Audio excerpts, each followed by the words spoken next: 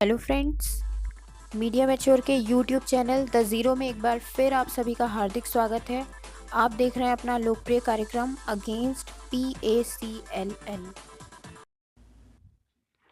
तो जैसा कि साथियों, हमने पिछले वीडियो में देखा था कि ये लोग जवाब देने के बजाय सिर्फ पर्सनल हियरिंग की बातें कर रहे हैं कि हमें आमने सामने बात करनी है।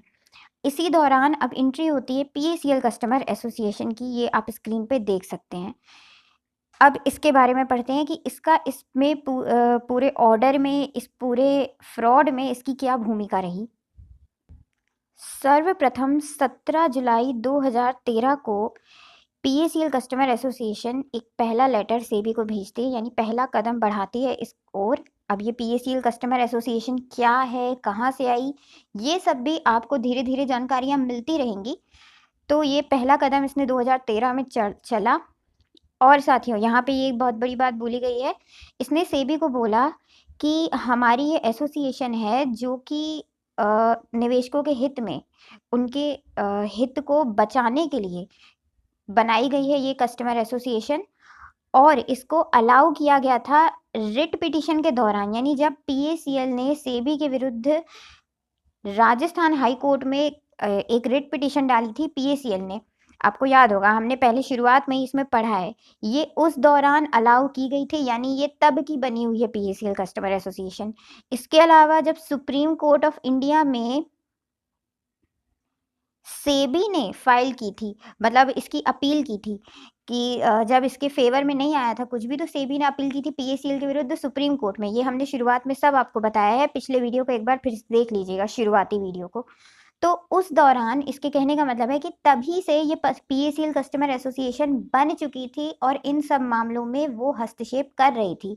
ऐसा 17 जुलाई 2013 को इसने जानकारी दी, यानी 17 जुलाई 2013 के भी पहले PACL कस्टमर एसोसिएशन बन चुकी थी, यानी कंपनी के चालू रहते इस एसोसिएशन का गठन हो चुका था। ये दिखाकर आप भैरव सिंह राजावत से साफ साफ स्पष्ट तौर पर पूछ सकते हैं कि ये एसोसिएशन जिसमें तुम वाइस प्रेसिडेंट हो, ये कब बनी थी और ये क्यों बनी थी, उस समय कौन से निवेशकों का हित जा रहा था या कुछ भी दिक्कत हो रही थी। 2014 में 22 अगस्त 2014 को जब कंपनी पे बैन लगा, हमारा अहित तो तब हुआ है। उसके पहले अगर कुछ अहित हो भी रहा था, इसमें तुम्हारा क्या लेना देना, क्योंकि उस समय तो कंपनी सही सलामत चल रही थी। और ऐसे केस तो आप बोलते थे कि रोजाना होते रहते हैं कंपनी के ऊपर, तो घबराने की कोई आवश्यकता नहीं है। तो बिना हमें जानकारी दिए आपने ये 2014 के पहले ही एसोसिएशन कैसे बना दी। बाकी एसोसिएशन तो 2014 के बाद बनी है, ये पहले बन गई क्या, इनको पहले से ही पता था क्या? और वो भी 2014 के बाद ये बंद भी हो गई अचानक से, पता ही नहीं चला कहाँ है लोग, इसके मेंबर कहाँ है, कौन है। तो ये पूरा जो ये षड्यंत्र था, ये भैरव सिंह राजावत ने किस किस के साथ मिल करके बनाया था, ये आप उससे डायरेक्ट पूछ सकते हैं, ये दिखाकर, जो हम अब पढ़ेंगे। अब इस एसोसिएशन ने जिस प्रकार से वहाँ राजस्थान हाई कोर्ट में इंटरफेयर किया, हस्तक्षेप किया, सुप्रीम कोर्ट में हस्तक्षेप किया, अब जब सेबी और PACL की नए सिरे से कार्यवाही शुरू हो रही थी, यानी जैसा कि सुप्रीम कोर्ट ने ऑर्डर दिया था सेबी को कि अब पुरानी सारी बातें भूल कर आप नए सिरे से कार्यवाही शुरू करिए, नए सिरे से आप पता करिए, पहले ऑन रिकॉर्ड उसके दस्तावेज वेरीफाई करिए और देखिए कि वो CIS में आती है कि नहीं आती है, पिछला सब कुछ भूल जाइए। तो ये जब शुरुआत हुई नए सिरे से, तो PACL कस्टमर एसोसिएशन फिर तीसरी बार टांग अड़ा रही है, यानी हाई कोर्ट में अड़ाई थी वो अलग, उसके भी हम दस्तावेज यहाँ से पता कर रहे हैं, निकाल रहे हैं, वो भी हम आप तक बहुत जल्द प्रोवाइड कराएंगे आपको कि वहाँ पर क्या मैटर हुआ और ये वहाँ पर क्या किया PACL कस्टमर एसोसिएशन ने। उसके अलावा जब सुप्रीम कोर्ट में पहुंची तो वहाँ क्या इसने अपना रोल प्ले किया। अब जो ये तीसरी बार आ रही है, तो इसने बोला कि हमको पहले तो आप इजाज़त दो कि हम इस पूरी प्रोसीडिंग में, ये जो आप लोग की कार्रवाई हो रही है PACL और सेबी के मध्य, इसमें हम पार्ट ले सकें, यानी इसमें हमें भी शामिल किया जाए एक प्रकार से। तो इसके अलावा इसने 14 जून 2013 को जो शो कॉज नोटिस जारी किया गया था सेबी द्वारा PACL को, उसकी कॉपी मांगी, यानी कि आपने क्या इसको भेजा है नोटिस, हमें भी दीजिए, हमें भी जानना है। और PACL ने उसके संबंध में आपको क्या जवाब दिया, उसकी कॉपी भी हमें दीजिए। ज़ाहिर सी बात है, कोई भी नया संगठन जब किसी केस में कदम रखता है तो पुरानी सारी जानकारियाँ उसको पता होंगी, तब वो आगे की अपनी रणनीति तैयार करेगा। जैसे अभी हम भी कर रहे हैं, पिछला सब डाटा निकाल रहे हैं, ये ऑर्डर पढ़ रहे हैं, तभी हमें पता है कि आगे का भविष्य में हमें क्या रणनीति लगानी है, क्या बनानी है रणनीति, किस हिसाब से चलना है, वो सब हम तय कर पाएँगे। तो इसने भी यही किया कि पुराने शो कॉज़ नोटिस, उनके जवाब ये सब माँगे। इसके अलावा पीएससीएल कस्टमर एसोसिएशन ने इजाज़त मांगी कि जब भी यहाँ पर आपकी हियरिंग होगी, आमने-सामने आप लोग बातचीत करेंगे, तो उसमें आप हमें भी शामिल करिए। हम वहाँ रिटन सबमिशन दे सकें, यानी लिखित में अपनी बात बोल सकें, और मौखिक रूप से भी हमें बोलने का वहाँ पे मौका दिया जाए। यानी जब भी आपकी बातचीत हो तो हमें भी इसकी जानकारी दे दीजिए। इसके बाद 13 सितंबर 2013 को पीएसीएल कस्टमर एसोसिएशन ने सेबी को बोला कि हमको मिल गए हैं शो कॉज नोटिस, यानी कि सेबी से मांगा इसने। जब तक सेबी दे दे हो सकता है तब तक इसका जुगाड़ बन गया हो, तो इसको पीएसीएल से ही शो कॉज नोटिस, और इसके अलावा पीएसीएल ने जो भी वहाँ जवाब दिया था इन शो कॉज नोटिस का, उसकी कॉपी इनको पीएसीएल से मिल गई। पीएसीएल यानी कि ये जो डायरेक्टर है निर्मल सिंह भंगू, सुब्रत भट्टाचार्य, ये सब लोगों ने पीएसीएल कस्टमर एसोसिएशन को सारी कॉपीज दे दी। यहीं से इनका लिंक समझ में आता है कि इसने मांगा सेबी से, पर जब तक सेबी दे दे, महीने जुलाई में लेटर भेजा और फिर सितंबर में इसको कॉपी भी मिल गई। सेबी ने नहीं दी अभी तक इसको पीएसीएल ने दे दी, यानी कि इसकी वहां तक पहुंच थी, यानी इसमें इसी के लोग हैं, ये आपको यहाँ से समझ में आ रहा होगा। इसके अलावा अब क्या बोला इसने सेबी को कि कॉपी तो मेरे को मिल गई है, पुराना मैटर तो हम समझ लेंगे, अब बस आप हमको बता दो कि कब आप पर्सनल हियरिंग कर रहे हो, और हमको परमिशन दो कि हम भी वहाँ पे आएँ, हम अपनी बात भी रखें वहाँ पर। अब इस पर सेबी ने 20 सितंबर 2013 को क्या बोला कि हम आपको शो कॉज नोटिस की कॉपी नहीं देंगे। और उसने पहले तो बोला कि सबसे पहले जो ये पीएसीएल कस्टमर एसोसिएशन है आपकी, आप पहले हमको लिखित में दो, आपके सबमिशन मतलब जो आप बोलना चाहते हैं, पहले आप हमको वो लिखित में दो, उसकी हम स्टडी करें, फिर हम आपको अलाउ करेंगे। ऐसे कैसे हम अलाउ कर दें? ऐसे तो कल को कोई भी आके बोल दे कि मेरे को भी अलाउ करो तो कर दें, ऐसा नहीं होता। पहले आप अपनी बात लिखित में हमको दो, फिर हम तय करेंगे कि आपको हमें शामिल करना है कि नहीं करना है। इस पर पीएसीएल कस्टमर एसोसिएशन ने 24 सितंबर 2013 को लिखित में अपने एडवोकेट के माध्यम से, अभी तक शायद ये स्वयं जो भी वाइस प्रेसिडेंट प्रेसिडेंट रहा होगा वो पत्र भेज रहा होगा, अब इसके एडवोकेट ने सीधे सीधे भेज दिया कि आपका ये जो सेबी, पीएसीएल और जो भी इससे संबंधित अन्य लोग हैं, आप लोगों के बीच में दस्तावेज़ों का या किसी भी अन्य मेन तो दस्तावेज़ों का ही आदान-प्रदान होता है, चाहे वो संपत्ति से संबंधित दस्तावेज़ हों, चाहे भुगतान से संबंधित दस्तावेज़ हों, चाहे आप लोग पैसे जमा करते हैं उससे संबंधित हो वो दस्तावेज़, यानी जिस भी प्रकार के दस्तावेज़ आप लोगों के बीच में आदान-प्रदान हुआ है, सेबी और पीएसीएल और अन्य लोग मतलब इसके डायरेक्टर, प्रमोटर, जिन-जिन से वार्ता हुई होगी सेबी की, वो सारे दस्तावेज़ आप हमको दो। इसके अलावा इसने फिर से परमिशन माँगी कि आप ही also requested permission to attend the personal hearing granted to PACL, यानी पीएसीएल को जो आपने बोला है पर्सनल हियरिंग के लिए, उसमें हमें भी शामिल होने की इजाज़त दीजिए। ये जो है वार्ता जुलाई से सितंबर के मध्य चल ही रही थी पीएससीएल कस्टमर एसोसिएशन और सेबी के बीच में। इसी दौरान 9 सितंबर 2013, तारीखों पे थोड़ा गौर फरमाते रहिएगा कि वहाँ पीएससीएल कस्टमर एसोसिएशन बात करते-करते 20 सितंबर, 24 सितंबर वहाँ ऊपर निकल गई। इसके पहले इसने 9 सितंबर को एप्लीकेशन लगाई थी पीएससीएल ने सेबी के पास कि जो है इंस्पेक्शन ऑफ डॉक्यूमेंट्स के लिए उसने रिक्वेस्ट मांगी। इंस्पेक्शन ऑफ डॉक्यूमेंट्स का मतलब होता है कि हमारे दस्तावेज़ों को आइए और आप सामने बैठ के चेक करिए, उसको बोलते हैं इंस्पेक्शन। बहुत जगहों पे आपने सुना होगा स्कूल में इंस्पेक्शन होने वाला है, तो जब स्कूल में इंस्पेक्शन होने वाला होता है तो सारे बच्चों को हिदायत दी जाती है कि पूरी यूनिफॉर्म में आइएगा, सारे विषय अच्छे से कॉपी में कवर ववर चढ़ा के और थोड़ा पढ़ के आइएगा, ऊपर-ऊपर के शुरुआत के चैप्टर, कहीं कोई पूछ ना ले टीचर। यानी इंस्पेक्शन मतलब वो देखने आते हैं कि सारा काम सही से हो रहा है कि नहीं हो रहा है। तो पीएसीएल ने सीधे-सीधे बोल दिया कि आप इंस्पेक्शन कर लो आके हमारे यहाँ।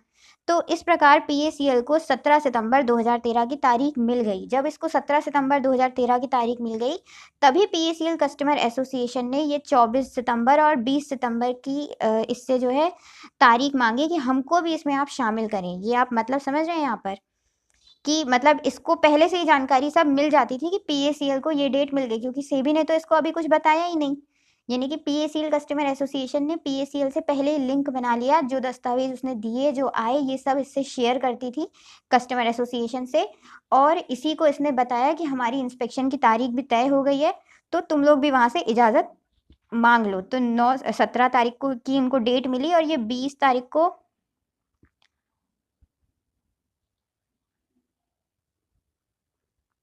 20 और ये 24 को इन लोगों ने मांगा, मतलब कि 17 तारीख से चालू हो गया कि 17 तारीख को अब इंस्पेक्शन होगा, जाहिर सी बात है, फिर तो आमने सामने बातचीत होगी ही।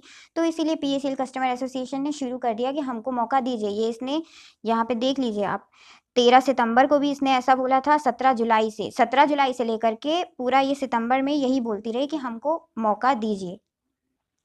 अब उस इंस्पेक्शन का क्या हुआ, उसमें कौन आया कौन नहीं आया, या उसमें जो भी हुआ हो, ये तो अब इसमें नहीं दिया हुआ है, पर इसमें ये लिखा हुआ है कि कोई भी प्रोसीडिंग चालू करने से पहले इन लोगों को 27 सितंबर 2013 की तारीख दी गई पर्सनल हियरिंग के लिए। जितने भी नोटिस थे सबको, यानी कि पीएसीएल को, पीएसीएल के साथ जितने भी उसके डायरेक्टर थे, उन सबको ये एक तारीख दी गई कि 27 सितंबर 2013 को आप सब आइए और अपना जो भी सामने से आपको बात करनी है करिए आप। लेकिन क्या है, ये जो मेसर्स पारेख एंड कंपनी है, इसने 19 सितंबर 2013 को एक लेटर भेजा, वकालतनामा लगाया पहले तो अपना, पीएसीएल, सुखदेव सिंह, तरलोचन सिंह, सुब्रत भट्टाचार्य, गुरमीत सिंह, इन सब की तरफ से, यानी कि इन सब का ये हो गया वकील। इसने क्या बोला कि अभी अभी आपने 17 सितंबर 2013 को हमारे यहाँ इंस्पेक्शन किया, यानी कि आए, दस्तावेज वेरीफाई किए। अब इतने शॉर्ट नोटिस में, यानी कि 17 सितंबर को अभी दिन ही कितने हुए हैं, यानी 17 सितंबर का हो चुका इंस्पेक्शन, इसके बाद ये लोग बोल रहे हैं, मान लीजिए अंदाजन 20 तारीख को बोल रहे होंगे या 18 तारीख को, ये अच्छा सॉरी 19 सितंबर 2013 को निर्मल सिंह भंगू ने भी यही चीज लिख करके भेजी, जो ये पारेख एंड कंपनी ने बोला, यही निर्मल सिंह भंगू ने 19 तारीख को बोला कि डेट को आगे बढ़ाया जाए। यानी कि मान लीजिए 18 सितंबर या हो सकता है 17 ही सितंबर को इन लोग को मिल गया हो कि 27 तारीख को आपका हम सामने से बातचीत करेंगे। तो इसने क्या बोला कि अभी इंस्पेक्शन हुआ है और इतने जल्दी जल्दी आप सब कार्रवाई करेंगे, तो हमको सामने से क्या बोलना है, हमको दस्तावेज भी तो बनाने पड़ेंगे ना, बस आके बात थोड़ी नहीं करनी है, एविडेंस लाने पड़ेंगे, उसको एकत्रित करने का हमको थोड़ा समय दिया जाए। तो इन लोगों ने 1 माह का समय मांग लिया। पारेख ने तो ये रीजन दिया कि भाई जल्दी जल्दी नहीं हो पाएगा, लेकिन निर्मल सिंह भंगू ने बोला कि मैं बीमार हूँ, इसलिए मुझे 1 महीने का समय दिया जाए। इसके अलावा जो ये आनंद गुरवंत सिंह है, इसने भी बोला कि पर्सनल हियरिंग की डेट को आप आगे बढ़ाइए। ये 19 सितंबर 2013 को पत्र लिख करके भेजा और दस्तावेज भी मांगे पूरे सेट। और इसके अलावा ये जो गुरनाम सिंह है, इसने भी बोला कि ये 27 सितंबर 2013 की डेट को आप थोड़ा आगे बढ़ाइए। यानी अभी तक ये लोग बार बार बोल रहे थे कि पर्सनल हियरिंग करो, पर्सनल हियरिंग करो, कल के वीडियो में हमने देखा था ये।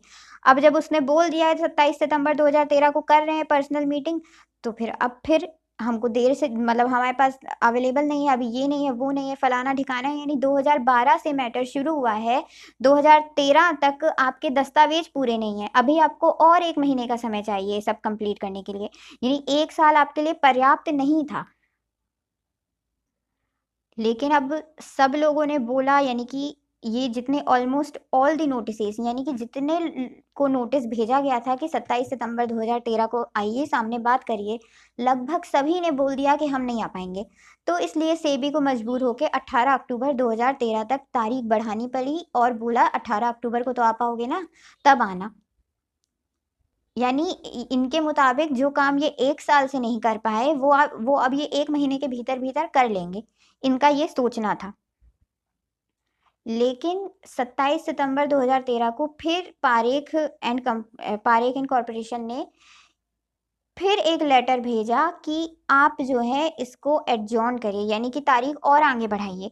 अभी 18 अक्टूबर को भी ये लोग को पर्याप्त समय नहीं लगा। इन लोग ने बोला कि जो आपने डेट तय की है 18 अक्टूबर की, उस दिन हमारे सीनियर एडवोकेट कहीं व्यस्त हैं, तो इसलिए हम आने में असमर्थ हैं, इसको आप आगे बढ़ाइए। इस पर सेबी ने 1 अक्टूबर 2013 को जवाब देते हुए कहा कि जो ये आपका मैटर है ये बहुत पुराना है, ये आज का मैटर नहीं है कि आपको और समय चाहिए, ये आपको पहले से ही पूरा करके रखना चाहिए था। और ये जो है रिजेक्ट कर देते हैं, इनकी एप्लीकेशन खारिज कर देते हैं कि अब हम डिले नहीं करेंगे और आपको 18 अक्टूबर को ही आना पड़ेगा। लेकिन ये बाज़ तो आते नहीं हैं। फिर 3 अक्टूबर 2013 को फिर बोला कि नहीं, डेट आगे बढ़ा दो। फिर कोई 3, 4, 5 ऐसे रीज़न दे दिए होंगे कि ऐसा है, वैसा है, ये बीमार है, वो बीमार है, फलाना-ढिकाना। तो इस पर परेशान होकर 6 नवंबर 2013 को वो मतलब 6 नवंबर की तारीख दे दी, यानी 18 अक्टूबर से बढ़ा करके तारीख 6 नवंबर कर दी सेबी ने। यानी पहले 27 सितंबर की थी, 27 सितंबर को बढ़ा के 18 अक्टूबर की, 18 अक्टूबर को बढ़ा के 6 नवंबर की।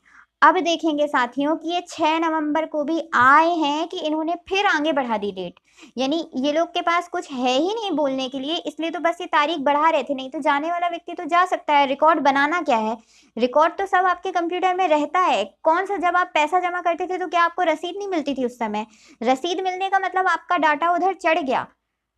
वो जो डाटा बस अरेंज किया जाता है साल वाइज कि ये 2010 का, 2011 का, 2012 का, 2013 का, ये सब हल्का-फुल्का किया जाता है, जो 1 हफ्ते का काम होता है मात्र। कोई बड़ा काम नहीं होता है ये। ये क्योंकि वो जैसे-जैसे आप जमा करते जाते हैं, वो सब वहाँ डाटा एंट्री होता जाता है साल-साल का, तभी तो इनकम टैक्स भरी जाती है दिसंबर में।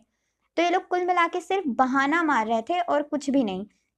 तो अब कल के वीडियो में देखेंगे कि अब 6 नवंबर को इन लोगों ने क्या किया आगे। और अभी तो बहुत कुछ पीएसीएल कस्टमर एसोसिएशन के बारे में जानना अभी बाकी है, जो हमें अभी आगे और कुछ दिखेगा।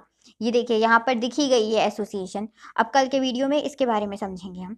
तो बहुत-बहुत धन्यवाद साथियों हमसे जुड़ने के लिए। उम्मीद है आपको समझ में आया होगा ये वीडियो। आपके दिमाग में घुसी होगी बात कि ये कहाँ से मैटर शुरू हुआ। 2012 से ही इनको सपना आ गया था, इसलिए इन्होंने कस्टमर एसोसिएशन बना दी, क्योंकि ये अभी की नहीं बनी हुई है। ये जब से मैटर हाई कोर्ट में चल रहा था, राजस्थान हाई कोर्ट में, ये तब से बनी हुई है। तो साथियों बहुत बहुत धन्यवाद। जय हिंद, जय भारत।